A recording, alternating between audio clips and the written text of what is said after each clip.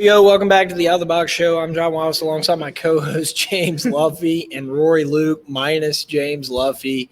Luffy is out 6. Rory, why are you so upset? We just had the biggest blunder of all time. We recorded 30 minutes of an episode at the House Bar in Tigerland. We were getting to the end, and we got a text saying that the sound wasn't working. Turns out our mics weren't working the whole time.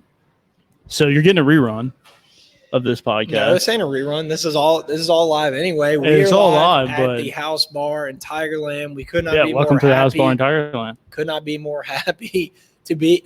Hey, Rory, let me ask you this: would you rather be anywhere else when things hit the fan than at your home, the House Bar in Tigerland? I mean, you're right, I guess. We had a full pizza up here. Dude, we had a full pizza on display. Rory ate the whole thing. Rory honestly was he could have gone into marketing because the way he set up the display before beautiful. I decided to eat the slice of pizza about 5 minutes into the episode was incredible. I mean, we're just talking about an episode that nobody will ever see. Since then, it's the underground Since files. then, he ate it, but we're gonna roll now because dude. The good part about it is that it's a Wednesday night. We're at the House Bar in Tigerland. It's $2 slices, $4 pints for the first one, $2 refills on domestics, $3 for craft. Right? I mean, you can't get a better craft on a Wednesday deal than night. that. Like craft beer is what I do, right? Yeah. And I'm gonna come to the House Bar on Wednesdays if I want a cheap craft beer because that's what they do. Last night they gave away T-shirts. And they were so kind as to set up our own studio in the House Bar in Tigerland. We love it here. We love our owners, Jeff and Casey, our boys, and shout out. That's right. But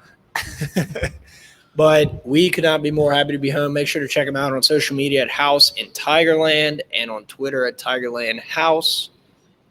All right, Rory. So. Also, wait. This is this is a Boot Crew Media podcast. I know. All right, where are we going with this? Hey! Don't tell me don't tell me how to run the show. So I mean, I just want to tell you this. So we have a lot of stuff to talk about on this episode of the Outback Show. Right? We have a lot of new news. The MLB draft was this past weekend. A lot of LSU baseball players have decided to return to the program. Coach Jay Johnson filled his volunteer assistant coach spot on his coaching staff. We have an awesome interview with LSU quarterback Myles Brennan. Don't worry, he is not live at the House Bar in Tigerland. No. Coach O shut that down real quick. We did interview him the other day, and we're going to air it in the middle of this episode. We want to thank the House Bar for letting us be here. We're going to roll through everything. We're going to touch on the Poirier McGregor fight. We're going to even have a few out-of-the-box inbox questions at the end. And the off-the-charts segment is suspended this week because Luffy will not allow us to talk about the LSU football team depth chart without him. And he's absent from this episode. So we're going to roll just like usual.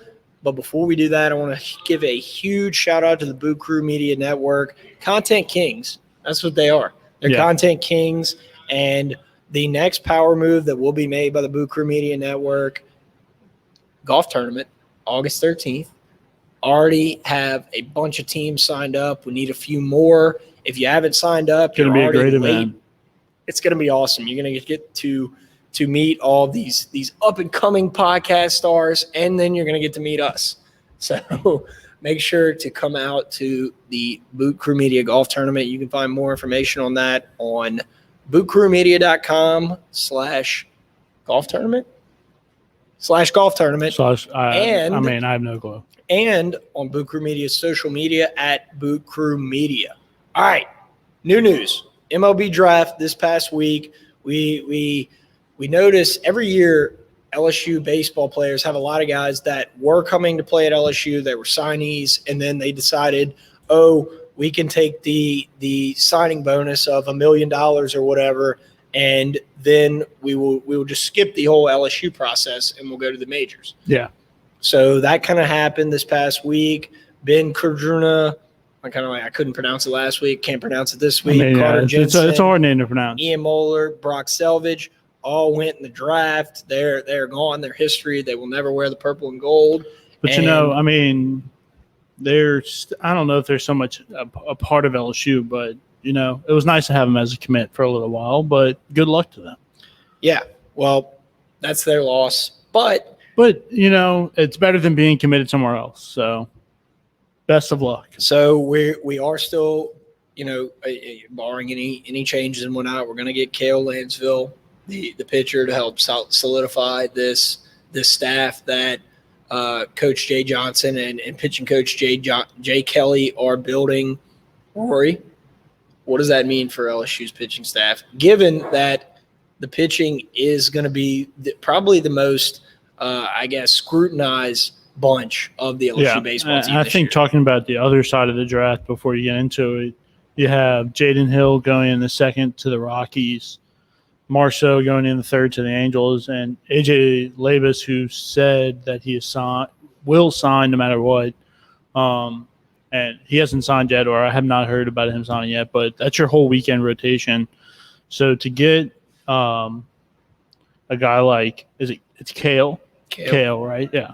Kale. Get a guy like the vegetable that's a top 200 prospect, a right-handed pitcher in a spot of need is always a good thing. You're going to need arms, you're going to need people coming out and showing up come fall ball and pitching well, because that's going to be the one question on this team, and really the only question will be who's going to be our Friday, Saturday, Sunday guy, because really the bullpen's coming back as well.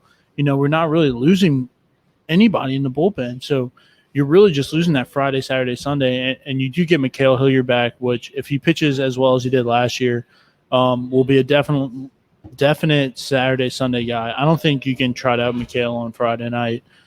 He's just not the guy with the kind of stuff that you need for a Friday night. I think he's a perfect Sunday guy, induce some ground balls, make defense play, things like that. A guy that you want on the bump and, a rubber match. I'd agree. And the kid Schaefer out of Southeastern that we picked up last week or this past week, you were saying that hold on. I just want, I'm not even going to say his name, but you can probably guess who it was. He tried to walk into the girls' bathroom because he thought it was like he thought the signage in there was in the dude's bathroom, and he just. I'm sure you got a quick awakening in there. That was just funny. It was just very funny. I think that, what does the sign in there say? What does the sign in there say? Hello, gorgeous. Or he's going to check. I remember. I think it says like "take it home" or something. Take it home, yeah. What is it? Ended up at home. At the house bar. Krill ended up. Oh, I said his name. Krill ended up in the women's bathroom. I think he made a maneuver to the men's. So it was an accident. We're still laughing about you. All right. So Schaefer coming over from Southeastern. You had mentioned that. What you think of him? Taking the step from Southeastern to LSU. He's a bullpen guy at LSU. Yeah, 100%. Well, I wouldn't say 100%, but. Because I have not seen him pitch, but coming from Southeastern is still a good college program, but it's not an LSU college program, and I would say it's kind of like AA in the majors. You go to AA, and it's like what scouts say is like the first test of like real MLB talent. So you get talent, you get college baseball talent at Southeastern, but you do not get MLB level. SEC level talent. So, a guy coming in and we really can never have too many arms right now, especially with the guys that we lost. Just anybody who can come in and throw innings. And we saw that all last year. That was our biggest thing, is just bullpen guys and reliable seventh inning, eighth inning guys who can really just lock it down and get us to the ninth. And get us to Fontenot, who is coming back, which would be huge for the Tigers. I think that's what you're going to get out of somebody from Southeastern, and it will be very useful. Like, we need those types of players, and we need pitchers. So I can't complain here. All right, so you kind of mentioned some of the guys coming back. This week was kind of like an avalanche of LSU baseball players coming back. You got Fondo, Hilliard, Dugas, DiGiacomo, Peloso, and for those that don't really, I guess, understand like and think Beloso needs to go, I guess, or anybody in that list that I just mentioned. It's like we kind of talked about this earlier, Rory. Like you can't teach, you can't like put into somebody the experience that they've gained by playing baseball at LSU for 30 years, right? I mean, you can. And like having a lineup that experience is always going to play. You know, it's going to play at the SEC level. It's going to play when you're playing midweeks. Just having those guys and having that much experience, being able to get all 9 of your starting lineup back. And granted, LSU was a super regional team last year, so you get a whole super regional lineup back. And you bring in more bats on top of that, one of the best bats in the country. I mean, you can't ask for more, and I think the top of that lineup is just going to be absolutely crushing it. Probably the best 4 hitters, maybe 5 hitters in college baseball. I mean, Cruz, Morgan, Doty, Dugas. That's half the lineup right there. I know, right? and you really can't go wrong with those 4. And then you bring in, Jacob from Arizona, and it's just like a guy who's an All-American, hit, 360. You can't ask for more than that out of the top 5 guys of your lineup. So I think we will be absolutely stacked in the lineup, and we will hit the cover off the ball. Hopefully see a few over the monster, but it's a long ways from now. It's going to be sick. It's hard to wait till February, but we have LSU football season and basketball to get us to there. That is true. Another last little tidbit of LSU baseball news. LSU today, Coach Jay Johnson hired an unpaid assistant. That was the last spot in the coaching staff to fill out. Mark Wanaka. He was an offensive assistant for Coach Johnson. I don't know yet whether I should call him Coach Jay or Coach Johnson. What do you think he rathers? If I was him, I would want to be called Mr. Johnson. Okay, I don't know if he's called Mr. Johnson, but can you imagine a player coming off the field, it's Mr. probably Johnson? It's too many syllables. It's probably like Coach J, if I had to guess. All right, I'm gonna call him Coach J. That seems like you like the quick syllable, so you can say it right after like Coach J. Coach J. Coach J. Like my offensive line coach in high school was Coach Z. Yeah, easy to say. Coach J. Coach J. J. Sorry, that's the beers at the House Bar in Tigerland. Packed house out here tonight. One thing we really missed was earlier when we were fake recording. They had somebody come in here, and he was like so dumbfounded at what was going on. He just had no clue as to why there were these random people up on the stage talking into microphones. He was like, "Is that PFT and Big Cat?" The bouncer told him, "No, that's not. that's not at all." Little did he know that those microphones that those people were talking into was not recording at the time. Yep, he had no idea that we were just up here talking like we were just talking for ourselves. That's what a lot of people do at the House Bar anyway. They just talk about BS, shoot the breeze, and drink beer and eat good pizza. So, all right. So the unpaid assistant, Mark Wanaga, he was an assistant for 6 seasons under Coach J. And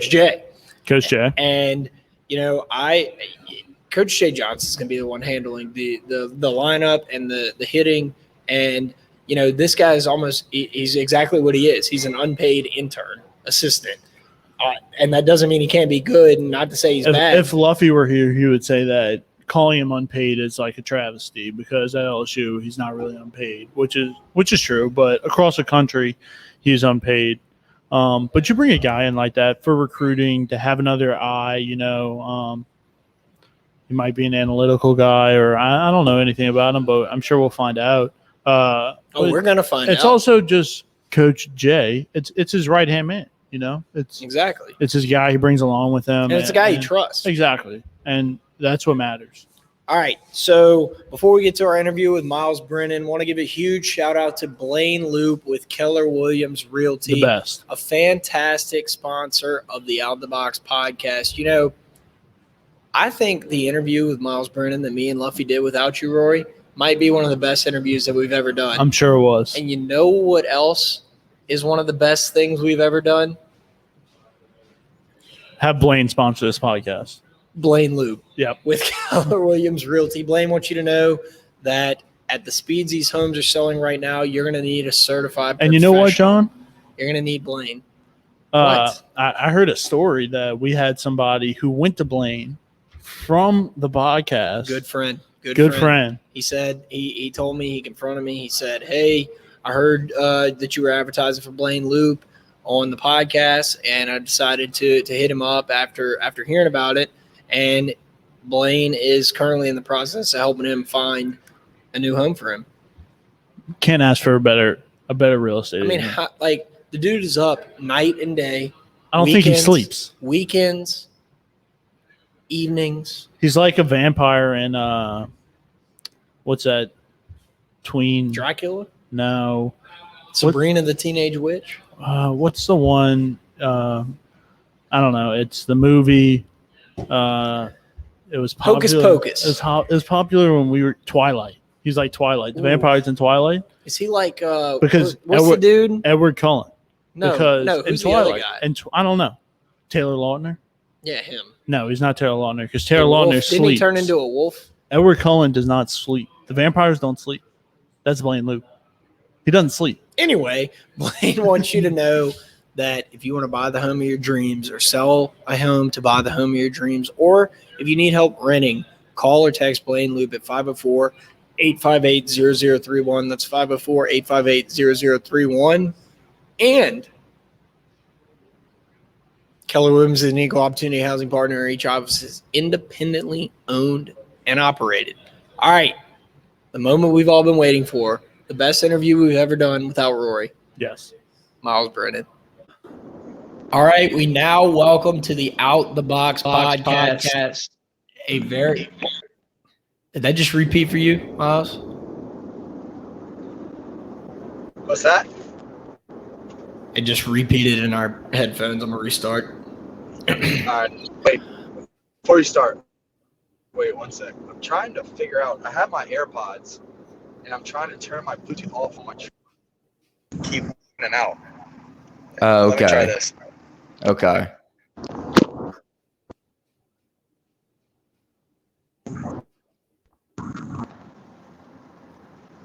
Okay, y'all got me? Yep. Perfect. Yeah, all right, we're ready to go. Awesome. That sounds good. All righty. We now have a very special guest on the Out the Box podcast. He is LSU quarterback Myles Brennan. This is a massive interview for us. We're really excited. We're going to talk all kind of topics. But, Myles, I think the thing that all the LSU fans want to know to kind of start off the interview is how have the trout been biting? Have you been catching more on artificial, live bait? And can you share some of your spots with us? It's a great question to start off with right there. You're trying to get me to give all my secrets away, huh? That's right. Yes, the trout are biting. I've been sticking to mostly live bait, some artificial, some voodoo shrimp on a cork. Shrimp or minnows? Shrimp. Going voodoo shrimp. And then live shrimp and some live croaker on the bottom. And then they're all out there in the water. You just got to find them. You got to get in the right spot.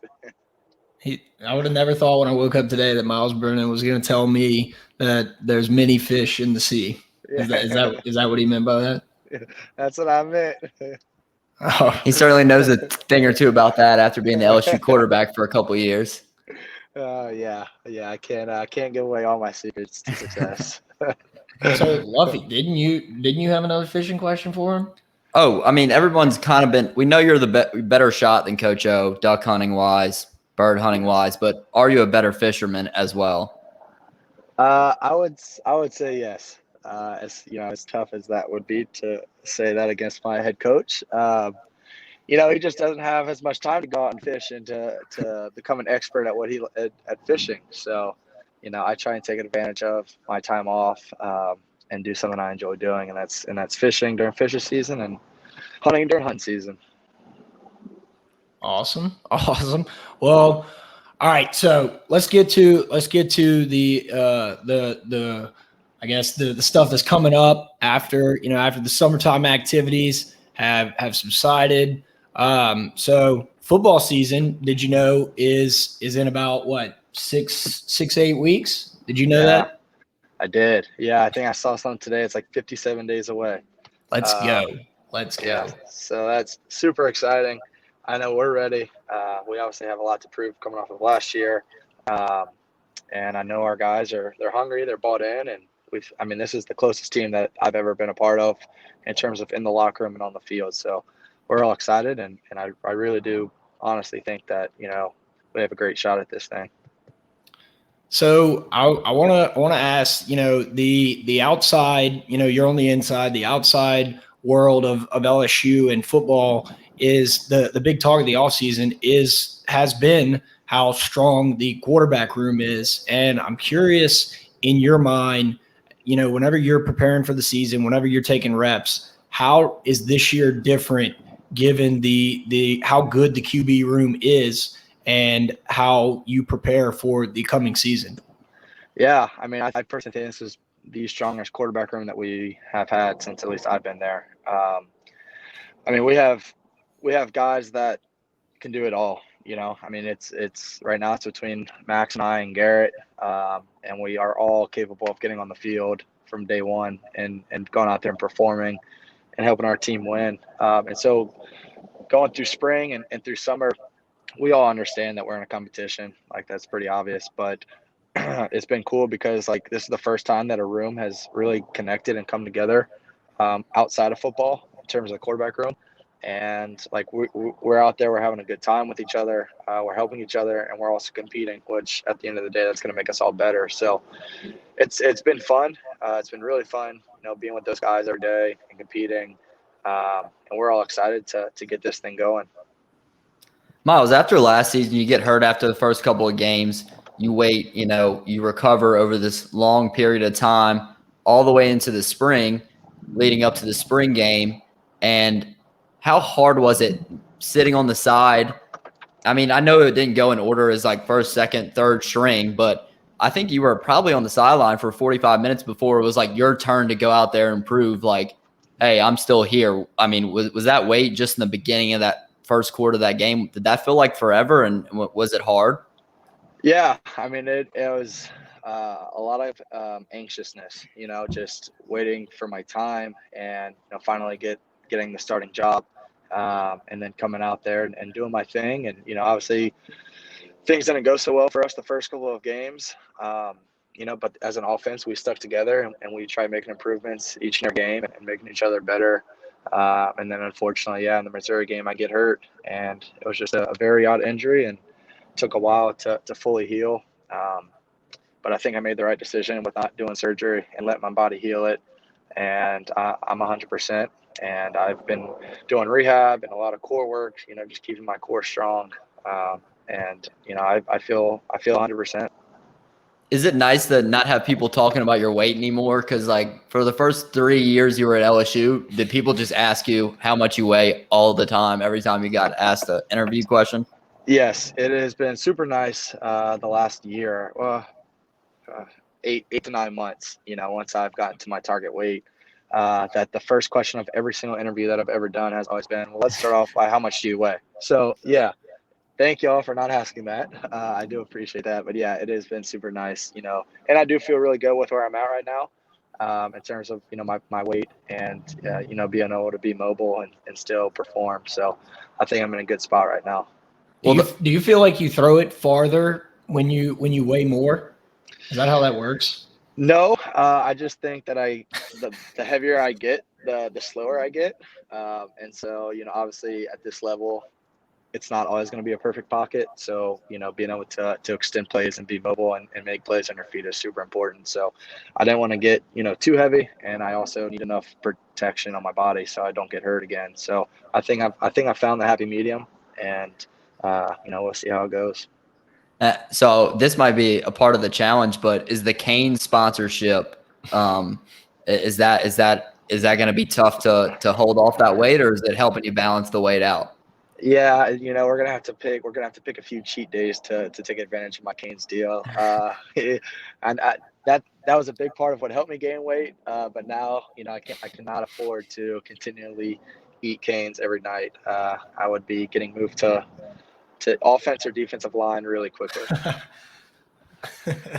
So, Miles, speaking of kind of the whole NIL deal, and it's been about what a week or week and a half since the I guess the Supreme Court made the ruling and all that. How has like I guess just to say your life, how has your life changed since then? Have people just been hitting you up nonstop to promote their business? How is that going? Yeah, it's been crazy. I mean, it's crazy to think that this just happened 5 or 6 days ago. But I mean, right at last Thursday when it started at midnight, like my DMs just started getting, they just started pouring in. And yeah, a lot of people, asking to promote their business or give shout outs, or a lot of guys, want to do merchandise and create me a logo. And so I'm really just trying to take it slow right now. I'm using an app called Matchpoint, which I don't know if y'all have seen or not, but Yep. It's a super cool app. Henry Hayes is the founder and the creator of the app, and he's here in Baton Rouge. And pretty much, it's for me to compare it to something, it would be like LinkedIn, where you can go on and create a profile, and businesses that are on the app and using the app can reach out to you, send you an offer, tell you what they want to be done, and then we have the choice whether to accept or decline, or we can counter the offer. And then on the flip side of that, we can reach out to any business we want and send them an offer. So it is really neat how that's working. So like most of my deals have come through Matchpoint, and so far it's been going really well. But I am taking it slow just to see how things pan out, and just make sure I'm making the right and smartest decisions.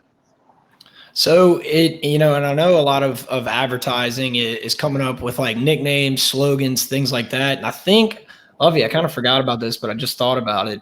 Was we ran a poll last year, and I think it was what should we refer to Myles Brennan as? And I kind of want to see what you would rather. Would you rather be called? You're not really the Slim Reaper anymore, but and that would have been my choice. But the other option was the Blonde Bomber, which is equally as cool. I like the Blonde Bomber. That is sweet. That's the first time I've heard that. I have heard the Slim Reaper, but no longer being slim. I don't know if that one will stick as well. So Yeah. Myles, how much of that do you hear as far as like on Twitter regarding everything, whether it be like your weight, if people want you to start, or if people want someone else to start, or the criticisms? And like, have you had any crazy experiences with any like fan stalkings or anything along those lines?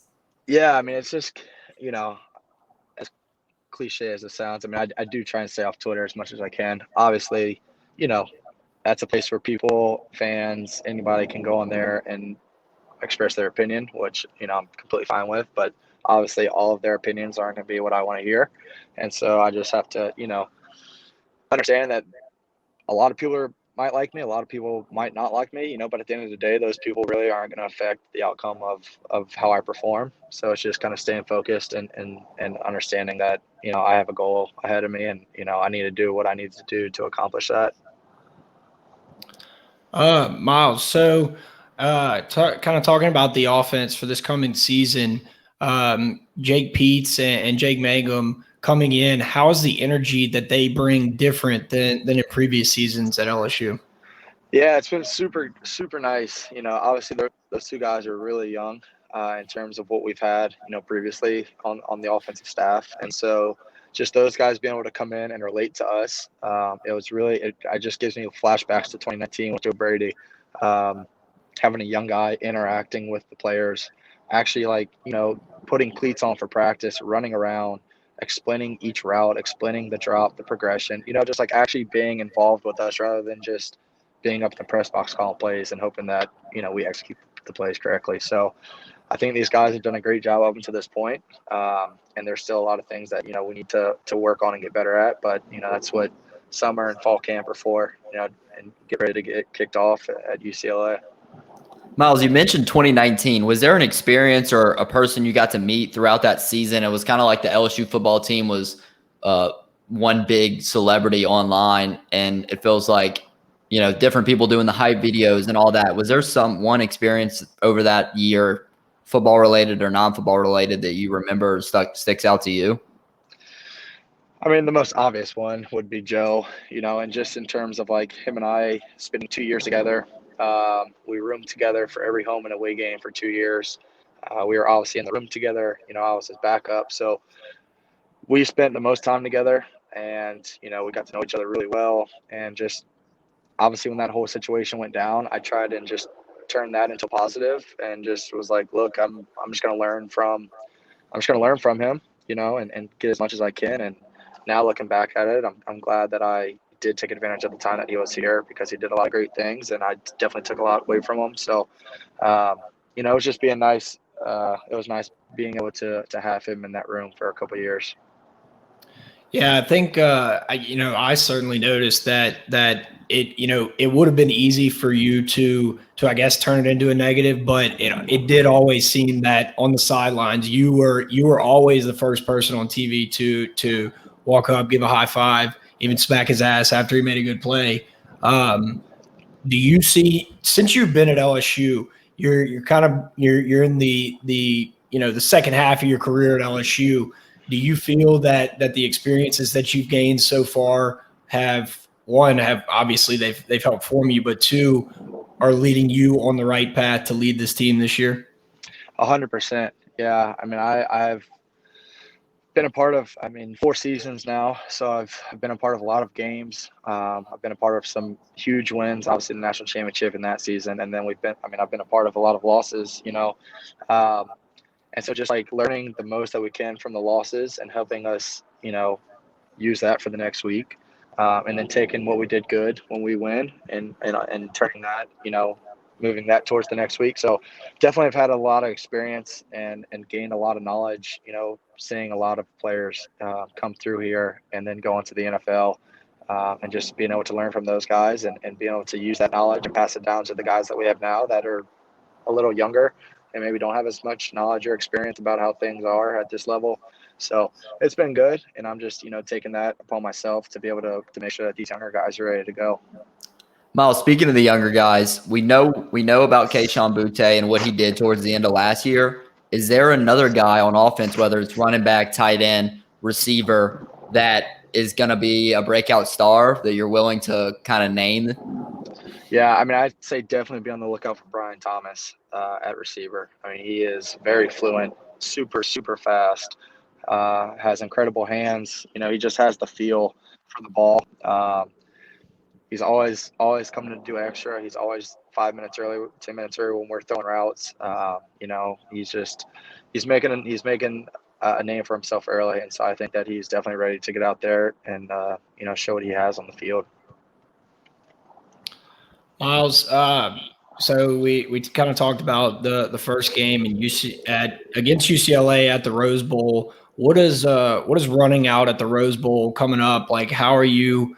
How excited are you for it, and what does that mean to you? Yeah, it's going to be exciting. I think it's the first time any of us in the building, at least on the team right now, have been out there. Have played against UCLA, but been to the Rose Bowl. So I think the history behind the Rose Bowl will be super cool. Obviously we're going to have our main goal will be to win, obviously, but just being able to soak that whole experience in, because not many teams get to experience that. And so that would definitely be a very exciting weekend. And first game, full capacity. I think it's going to be a sight to see for sure. Well, good deal. Myles, I have one more question. It's kind of a difficult question, but what's one thing that being LSU's quarterback what's one thing people don't know about it that maybe you have to do in your daily routine or that you encounter throughout your week? Yeah, a lot of it is just I just graduated this past May. So before I'd graduated, I think just like obviously everybody sees what we do on Saturday. No one really understands what goes on inside the building. But from workouts early in the morning to tutoring to going to class to 2 or 3 different classes a day, then going to practice for 5.5 hours, then going and watching practice and grading the film, then doing your homework, studying for test, then going to bed and waking up and doing it all over again. And then you also want to make sure that you're in there extra studying the opponent, making sure you have the game plan down. So obviously all of those things, prepare us for Saturdays. But just realizing that so much more, and it is a commitment and it is a job. And I don't think many people realize that, and we do get a lot of heat for being college athletes and expecting to be paid and things like that. But it definitely is worth it, and it takes a full commitment and you have to love the game to be able to do it. Absolutely. I think you couldn't have said it better. That is an absolute full day, full week, 365 days a year. Yeah. And there, we get 3 weeks off in the month of May, and then, we're right back into it. So. And you got to do podcast interviews too. So thanks for taking your time today, Myles. Yeah, no, I appreciate y'all having me on, and hopefully we can get back on before the season gets ranked up. Yeah, maybe you can take us fishing. Yeah, I'll I might have to blindfold y'all, but we can work something out. Good deal. Appreciate it, our guy. All righty, my man. Well, y'all take it easy. Have a good weekend. Thanks, Myles. All righty. All right, we want to thank Myles Brennan for taking time out of his busy schedule. He said that during the interview. You don't know that, Rory, because you didn't don't know that. But Myles did say, Luffy asked him, like, what is something that people don't know about you? And he basically said how busy he is and how much it takes to be the quarterback at LSU. I mean, it takes a lot. So we really want to. Did you play? And he's sponsored by Canes now. Yeah, we talked about that. Yeah, I'm sure y'all did. Did you? I'm sure y'all talked play about football everything. for LSU? No, I didn't. You did. No, I didn't. Okay. You're lying to yourself. Okay. We should have brought your helmet. All right. So thank you to Myles Brennan. We are going to get to the off the chart segment suspended. Luffy forbade us from talking about the depth chart without him. We're going to go to the House Always Wins segment. And what better place to do the House Always Wins segment than the House Bar in Tigerland? Beautiful in here. We're stoked. I mean, look at this background. Look at this. It doesn't have a single signature on it. Not a single one. It's beautiful. Dude. You know how many signatures were on here beforehand, and now with the renovation, signature list. Beautiful stuff. Not a single Sharpie's been taken in this here. Place is like the Taj Mahal of bars in Tigerland. It is. So, all right. So let's get into the House Always Wins segment. Last week, it's a pantheon of concrete and steel. It's a cathedral of college bars. Where stately oaks and broad magnolias haunt what was it in Cannon Blast? Dude, it's been so long. I know it. But I've had a few beers at the House Bar in Tigerland. I can't remember it. All right. House Always Wins. McGregor Poirier. Obviously, the fight ended at the end of the first round when the ref or the official or whatever stopped it. I mean, you had to end it. When McGregor snapped his leg in half. And I think the craziest thing about this was the first round was amazing, right? Poirier, it was really good. Poirier clearly won the fight. The first round. But, I thought it was interesting that in Poirier's post-game interview with Joe Rogan, he said that he felt Conor McGregor's leg break when he kicked him previously in the first round. Yeah. They were beating the crap out of each other, right? Yeah, they were. And it was amazing to see Conor McGregor fall on the ground. We didn't even know anything had happened. We thought he just tripped. And we thought, he's hitting him for the last 8 or so seconds and whatnot. And we thought McGregor was just going to pop right back up. But when he didn't immediately get up in the camera, he pointed at his ankle.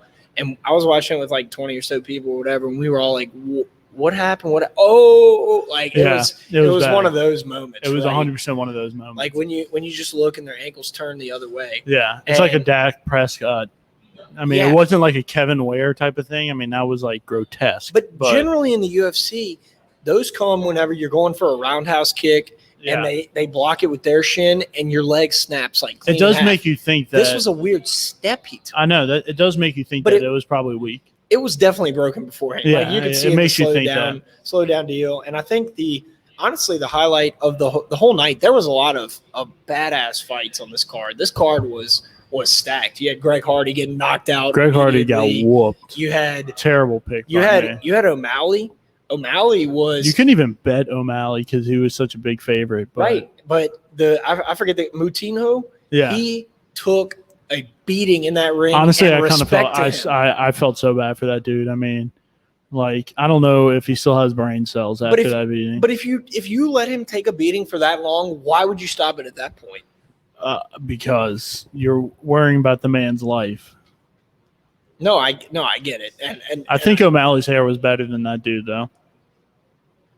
I mean, depends what you're into, but all around great UFC fight. But the highlight of the card was when McGregor was down after they announced Poirier winning the fight, was Joe Rogan getting down in the octagon on the ground and interviewing Conor McGregor with his legs sitting there snapped in half. He like crouched down like he was in Call of Duty or something. You know what? I'll admit it. Joe Rogan, better podcaster than us. Yeah. I'll admit it. Look, hand up. I wasn't gonna go there, but hand dude, up. he's Joe better. Rogan, better. He's better. You know? He's better. Sometimes you have to just appreciate greatness. You think he's ever done it at a bar? I'm sure he has. What about podcasting?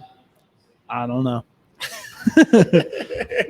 All right, so Luffy last week he had Poirier. I had the over 1.5, which Terrible I beat. believe completely would have hit if McGregor wouldn't have snapped his leg in half. I think we, without saying it but saying it, we got screwed, or I got screwed. You did get screwed. And I do think McGregor was going to end up losing the fight. So I don't think you got screwed. I agree. I think he did not look good. There was I'll a be moment honest. with the headlock when he thought we had him, but I feel like Poirier had the exact buzz cut to be able to slip out of the chokehold. Yeah, like you're that. right. If it's O'Malley hair, you might lose that fight. It depends. It very much depends. But Rory, what do you have for this week? So this week, I'm betting a mortgage pick, lock of the year, lock of the century.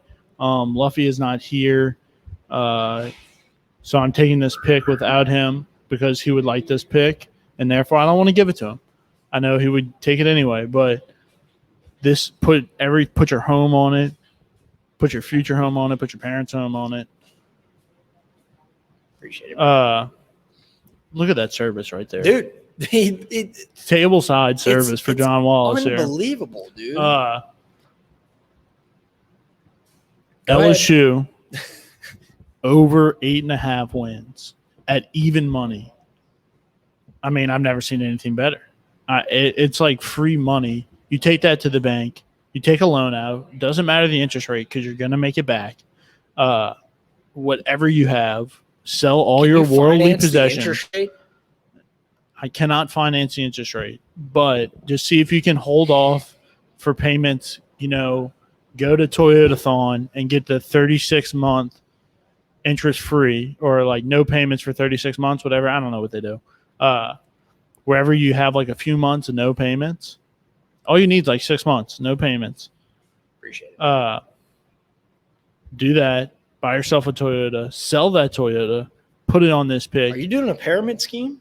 No pyramid scheme. LSU over 8.5 wins. I mean, that is cake. That is money.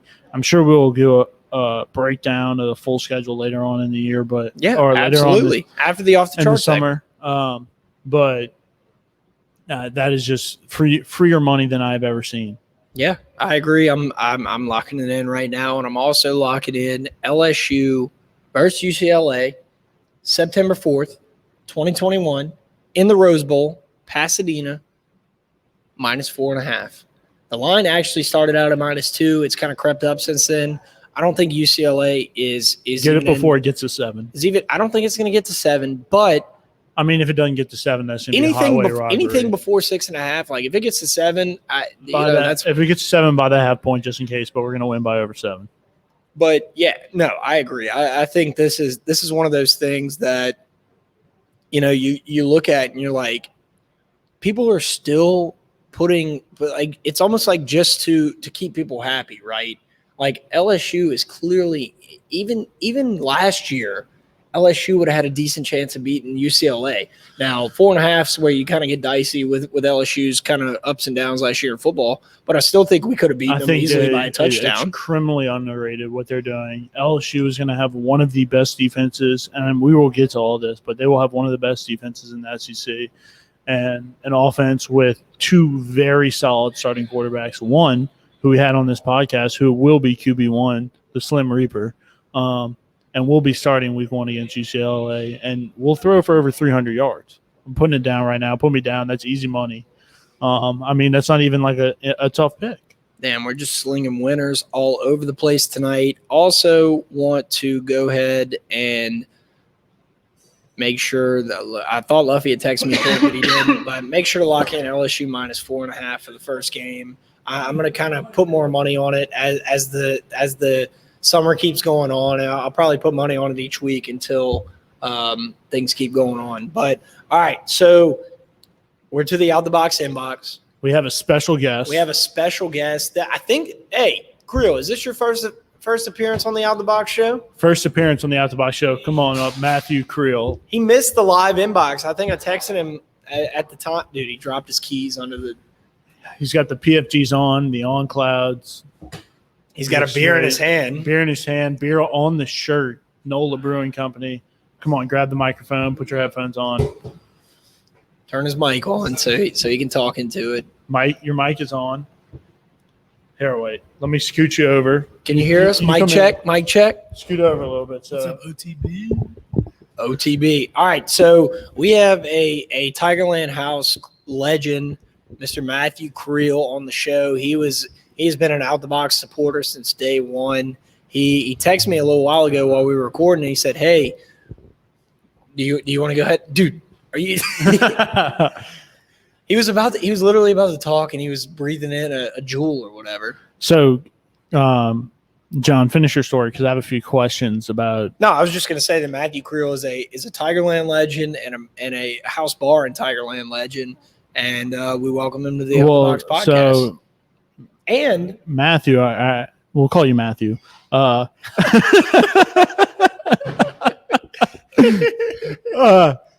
I heard you had a run-in with the law on the way here. Can you tell us about it?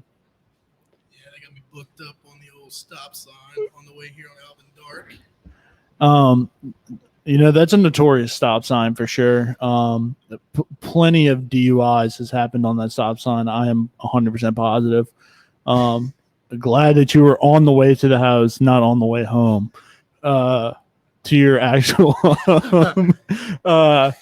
But so everything went well. Cop was nice. Yeah, the cop was nice. I have a temporary license from previously being in a run-in with the law, but he said he was sitting there all day because there are complaints in the neighborhood of people like you running a stop sign. Apparently, the Tigerland community was mad about the stop sign. So I got caught. You didn't catch that memo. I was that one idiot that got caught. Hey, well, things happen. We're glad you're here safe. Make sure to slow down on the roads and whatnot. But you texted me a question while we were recording a little while ago. I figured we'd just bring you on so we could talk about it. Yeah, I was gonna ask a more serious question. The NIL, which is name, image, likeness, if no one knows, basically allows players to promote themselves using branding or endorsements. And I was going to ask, a team like Alabama or LSU, is that going to be a distraction for major players going forward this season? Rory, I mean, you were up there. This is an open discussion. No, I know you were up there in it. You were in the locker room with these guys. Side note: could you have made some money on the NIL? I mean, maybe the house bar in Tigerland would have sponsored me. I don't. Yeah, maybe they'd give me free cover or like a $25 bar tab. Well, they're letting you record in their own bar. This is true. So what I would say is that at least LSU, Alabama, most of the SEC schools are going to run a tight ship. Coach Orgeron is known for running a tight ship. Nick Saban known for running a tight ship. So I don't see that really affecting or getting into a player's head, like before game or in preparation. They definitely are going to nip those things in the butt. I guess even like I'm trying to think of an example of when it would come in the way, but I guess maybe like a player's mind being off the game, and that's always going to be a problem no matter what. But I think with major college programs, you're not going to find that. I mean, they sure as hell aren't going to let anybody miss practice or anything because of that. But let me interject and ask this. So we talked about the NIL stuff with Myles Brennan. Are you looking to hire a college athlete? No. Are you looking to capitalize on your name, image, and likeness? Being a Tigerland legend? No. What I was going to say is we talked about this with Myles, right? So Myles has this Cane sponsorship. And at what point during a game is it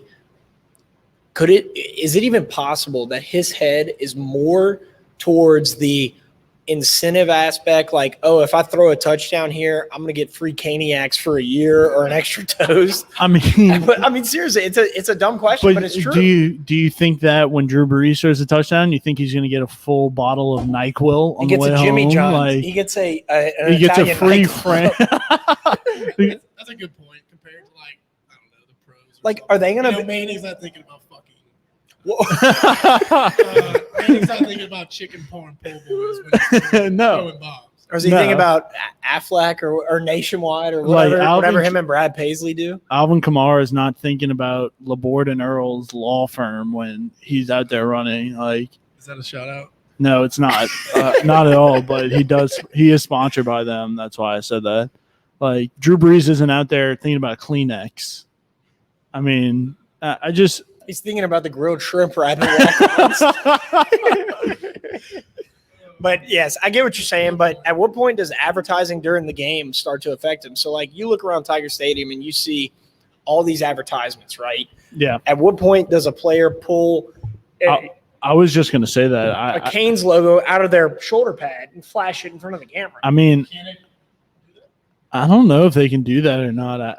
I have not heard. Nobody knows any of these rules. These rules are nothing. I would not be surprised if there's somebody across college sports, whether it be football or basketball, who pulls a stunt like that. You know, lifts up their shirt and it's a logo, or I don't know. I mean, you don't see that in the NBA and the NFL, but those guys are also getting first time they're able to do it, and those guys are getting like actual money, whereas this guy, like, you know. You play for McNeese and Lake Charles Body Shop offers you $150 to, you know, show their logo after you score a touchdown. I mean, I'm gonna one up you here. So I got a Mary Lee Donuts right by my house, and if the people there, wait, do you really? Oh yeah. Where's the Mary Lee? Right off of Highland. Oh, okay. So if the nice lady that serves donuts and pigs in a blanket, if she said, I will give you free pigs in a blanket for a year, the jalapeno cheese, they would have to be jalapeno cheese. If you, I don't know, get a tattoo of Mary Lee Donuts on my biceps and I flex them into the camera, I would do it. No, you want to know why? Because Mary Lee Donuts closes like 2:00. Yeah, I know. I know. So I'm not going to be able to. A blanket in the morning. You got time to stop before work? I ain't got time to stop before work. So I might no. I need an after 5:00 restaurant. Maybe George's right by your house wants to offer me the Hamburger Club for free for the rest of the year to get a Hamburger Club tattooed on my back. I would consider it. Like the actual sandwich? You get the sandwich? Yeah, the sandwich tattooed in the top left corner. Okay, he scores a touchdown on Saturday. He has Mary Lee's tattoo on his chest. And every college student and then all over the nation, people are getting Mary Lee Donuts tattooed. The student section picks Mary Lee's over said K Kitchen. Kolache. You can say Kolache Kitchen. Mary Lee is not a sponsor of the podcast, so we can name that tomorrow morning when I walk in there to get me a pig, I might ask her. I mean, but they have to be the jalapeno cheese. Yeah. Who's not to say Mary Lee's can't sponsor the student section and give everybody a free T-shirt? I mean, I think that would do the same thing. Whoa, you're missing the whole idea. Dude, hey. The donut after 2 p.m. Bruh, I ain't. Dude, but I ain't kidding. What if they put donuts in the T-shirt cannon and started shooting them at people? I mean, that'd be a hit, right? All right. This has gone so off the rails. Dude, honestly, I love this. Crew, you should come on the podcast more often. Last question, then we're going to get out of here. Mr. Casey Field, one of the owners of the House Bar in Tigerland, sent in a question. He was out here earlier, making sure we were all good, making sure we had beers and everything we needed to put on a podcast episode. He asked, Rory, do you have the question on you? I do not have the question. No, yeah, you said you had it. Yeah, all right. So he DM'd us the question because I think he's in the back taking care of some bar owner stuff. But so he asked, does the baseball team get a top, and you can be on this as well, Matthew, does the baseball team get a top 5 to top 10 seed with the talent we have coming in? Real? Repeat the question. Okay, so he asked, does the baseball team get a top 5 to top 10 seed, I guess, in the tournament with the talent that we have coming in? So a top 10 seed with the talent that we have coming in. Okay, someone say yes without criteria, but with criteria last year, our recruiting class was top of the nation. What was our starting rank? I think we had the best recruiting class in the nation last year. And our rank was? Our starting rank was in the top, I think we were like 12. Mm-hmm. Okay, we'll be top 12. Way to play it safe. Yeah, I like what I said. Good. That was Actually, good. top 5, to be honest. Okay, that's With the additions, I think I agree. I think we'll definitely. You're going to see State. You're going to see probably Vanderbilt. Yeah, you're going to see Arkansas. I mean, it's going to be a tough schedule, no matter what. But I think this team will be competing for a national host, a national seed. Yep. I'll go ahead and say we're gonna get a national seed. I think so too. Next part of his question. We're skipping the next part of his question, and this is the end of the episode. All right. Well, it's not actually the end of the episode yet. We want to give a huge shout out to the House Bar in Tigerland for housing We us. also want to give a huge, huge shout out to a great sponsor, and we had a few of these earlier. Not from there, but we wish they were from there. Rally Cat Brewing. Yep. Wonderful sponsor. New beer came out today, yesterday. I don't know. This week, last week, the week before last week. We say it week. every single week. Honestly. Every single week, you can go over there and get yourself a goddamn new beer. Yep. And it is one of those. It's like a bunch of Saber Hogan or something. It was an old pitcher. It's named after him. It's an oat cream IPA. It's absolutely fantastic. I promise you that. Honestly, that sounds. I would like that. I do like an oat cream. The artwork they partnered with a guy that does artwork for beer cans as like that's his job. They partnered with Saber Hogan, Hops in the Hollows. This guy is an artist. And they do collaborations with Rally Cap to design the coolest cans. This one looks like a video game. It looks like backyard baseball. It is absolutely fantastic. It drops this Friday, 8% alcohol by volume, oat cream double IPA, brewed with generous amounts of Sabro and Mosaic hops.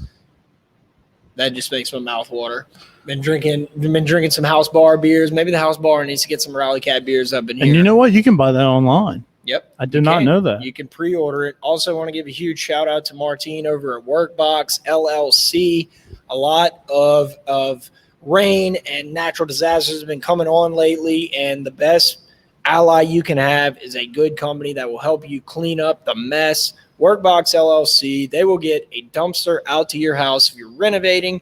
If you had a natural disaster, they will help you clean it up and get it out of there. Also, if you're putting on an event, luxury tents, luxury restrooms. It is fantastic over there. Make sure to call Martine over at Workbox LLC.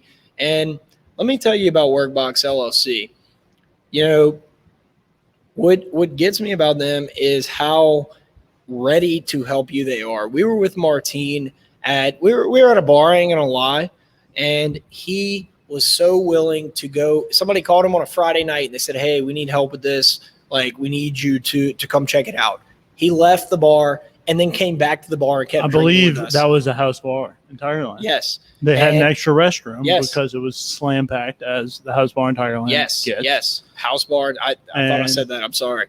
But make sure to call the Workbox LLC hotline at 225-343-4886. That's 343-4886.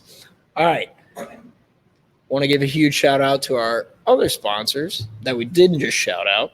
Blaine Loop with Keller Williams Realty and the House Bar in Tigerland. Thank you so much for allowing us to come record here. The pizza was awesome. The beer was awesome. The environment is awesome. You are not going to find a better spot on any night of the week. And shout out Myles Brennan Yep. for coming on the podcast. I did not get to interview him, but I do know who he is. Subtle flex. Are you upset that you're boys with him? No, I'm not upset that I'm boys with him. He actually – no, that's a story for another day. Wow. Thanks for You're welcome. Thanks for you like nothing that on that one. tease? Cliffhanger. All right. We'll see y'all next week.